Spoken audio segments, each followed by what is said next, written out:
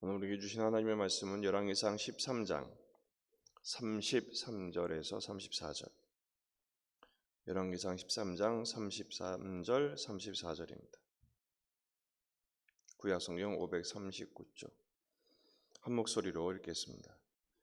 여로보암이 이 일 후에도 그의 악한 길에서 떠나 돌이키지 아니하고 다시 일반 백성을 산당의 제사장으로 삼되 누구든지 자원하면 그 사람을 산당의 제사장으로 삼았으므로 이 일이 여로보암 집의 죄가 되어 그 집이 땅 위에서 끊어져 멸망하게 되니라. 아멘.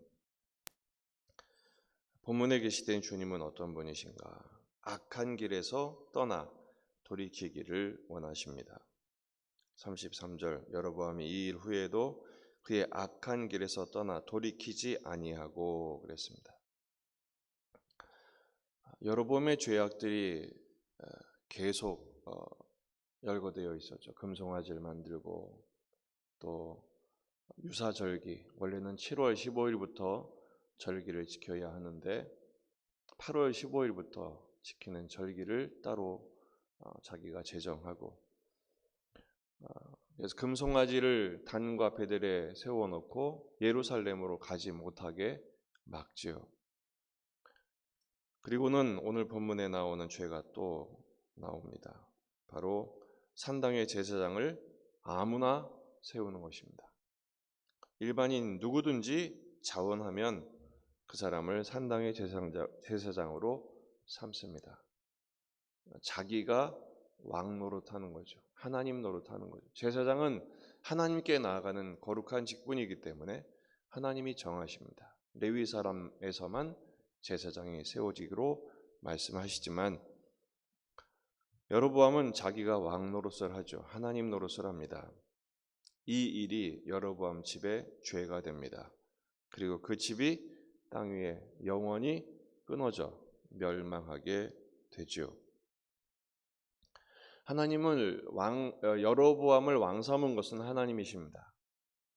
열왕기상 11장에서 이미 말씀하셨어요. 아히야 선지자를 통해서 그의 옷을 12조각으로 찢어서 10개를 주면서 내가 너를 왕 삼겠다. 내 마음에 원하는 대로 이스라엘의 왕이 되라. 하지만 내가 만일 순종하고 내 길로 행하고 합당한 일을 하고 내 종 다윗같이 행하면 내가 다윗을 복준 것처럼 너도 복준다. 하지만 반대로 가면 안 된다 말씀하시죠. 그렇게 세워진 왕이 왜 이 지경이 되었느냐라는 것입니다. 그 시작은 염려 때문이죠. 절기마다 예루살렘으로 자기 백성들, 북에 있는 백성들이 남으로 내려가게 되면 거기서 영향을 받아서 나에게서 떠나지 않겠는가, 그 염려 때문에 하나님이 세우신 왕이었고 하나님의 명령을 따르면 하나님이 책임지신다는 약속이 있음에도 불구하고 여로보암은 하나님의 말씀엔 관심이 없었어요. 오직 그 10개의 지파가 떠날 것, 민심이 이반될 것에만 걱정이 됐죠. 그래서 믿음의 선택이라기보다는 인간적인 선택, 정치적인 선택을 한 것입니다. 그래서 자기 방법을 쓴 거예요. 금송아지를 만들고 절기를 제정하고 자기가 셀프 분향을 하고 또 제사장을 아무나 세우고 그렇게 되는 것입니다. 그 결과는 하나님의 사람들, 하나님을 찾는 거룩한 사람들은 다 떠납니다. 그리고 하나님도 여로보암을 버리시지요. 오늘 말씀의 교훈은 이것입니다. 인간은 스스로 돌이킬 능력이 없다라는 것입니다. 여로보암의 마음속에 이러면 안 되지라는 마음이 왜 없었겠습니까? 양심을 가진 인간이라면 하나님의 명령을 왜 모르겠습니까? 사람은 알아도 지킬 수 없습니다. 몰라서 그러는 것도 있겠지만 양심을 가진 사람이 어떻게 하나님을 모르겠습니까? 바로 왕 같은 경우가 그렇습니다. 모세가 계속 찾아가서 촉구하죠. 처음에는 왕강에 저항하다가 하나님의 재앙이 워낙 위중해지자 그 재앙이 일어날 때마다 바로가 마음을 돌이킵니다. 내가 죄를 지었다. 하나님은 의로우시다. 내가 보낼 거다. 그런데 재앙이 딱 끝나면 어떻게 됩니까? 마음이 또 바뀌죠. 무슨 소리? 내가 언제? 이렇게 나오는 거죠. 또 재앙이 일어나면 모세를 불러서 내가 잘못했다. 내보내겠다. 하나님은 위대하시다. 기도해라 빨리 끝나게. 딱 끝나고 나면 또 도루묵이 되는 것입니다. 인간은 스스로 돌이킬 수 있는 능력이 없어요. 그래서 바로는 결국 망하지요.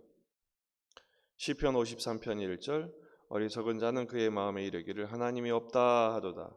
그들은 부패하며 가증한 악을 행하며 선을 행하는 자가 없도다.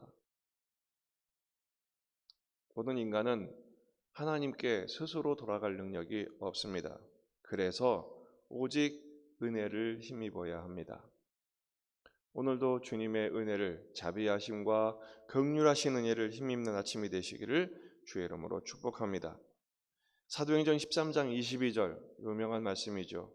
내가 이새의 아들 다윗을 만나니 내 마음에 맞는 사람이라 내 뜻을 다 이루리라. 다윗은 하나님의 마음에 맞네요. 다윗이 알아서 돌아갔나요? 아니요. 다윗도 천인공노할 죄를 지은 적이 여러 번 있었습니다. 남의 집 유부녀를 뺏고 충신을 죽이고 은폐하죠. 심각한 죄입니다. 하나님의 명령에 반하여 인구조사를 하고 다윗도 죄인이었습니다. 중요한 것은 다윗은 그 죄를 범할 때마다 돌이킵니다.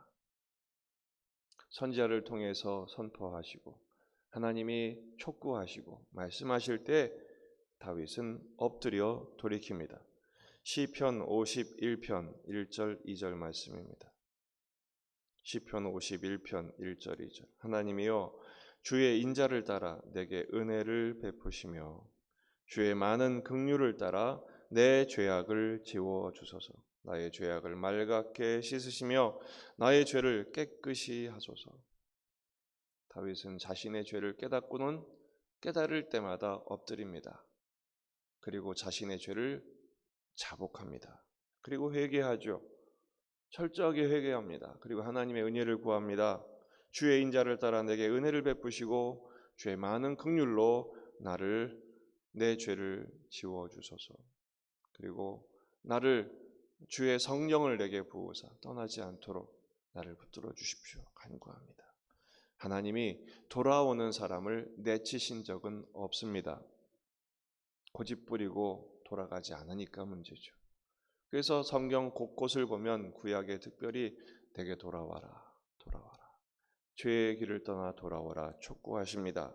역대하 7장 14절 내 이름으로 일컫는 내 백성이 그들의 악한 길에서 떠나 스스로 낮추고 기도하여 내 얼굴을 찾으면 내가 하늘에서 듣고 그들의 죄를 사하고 그들의 땅을 고칠지라. 여러분 오늘도 돌이키는 믿음이 있으시기를 바랍니다. 열왕기의 가장 중요한 핵심적인 메시지 다윗의 길로 갈 것이냐 여로보암의 길로 갈 것이냐. 다윗의 길은 돌이키는 길이죠. 주님께 가는 길이죠. 여로보암의 길은 반대로 가는 길입니다. 여러분 예수님을 따라 십자가의 길을 걷는 십자가의 제자들이 되시기를 주의 이름으로 축원합니다. 어제보다 오늘보다 내일 주님께 더욱더 가까이 하나님을 가까이 함이 우리에게 복인 것을 깨닫고 내 마음과 생각과 행동과 심지어는 삶의 습관까지 돌이켜 주께 돌아가는 저와 여러분이 되시기를 주의 이름으로 축원합니다. 기도하시겠습니다. 오늘 오후 2시에 유철자 권사님이 대장암 수술을 하시게 됩니다. 수술이 잘 되고 이후의 모든 치료와 과정을 은혜 가운데 붙들어 주시도록 간절히 기도하십시다. 환우들을 위해서 다른 환우들을 위해서 나라와 민족 이 지역의 복음화 세계 복음화를 위해서도 기도하시고 또 주일을 준비하며 기도하십시다. 어제 어린이 캠프 청소년 캠프는 은혜 가운데 잘 마쳐졌습니다. 그 어느 때보다도 우리 아이들의 만족도가 굉장히 높은 캠프로 인도하신 것을 참 감사합니다. 함께 기도해 주셔서 진심으로 감사를 드립니다. 우리 주일학교가 든든하게 다시 설 수 있도록 또 기도해 주시기 바랍니다. 다 같이 기도하겠습니다.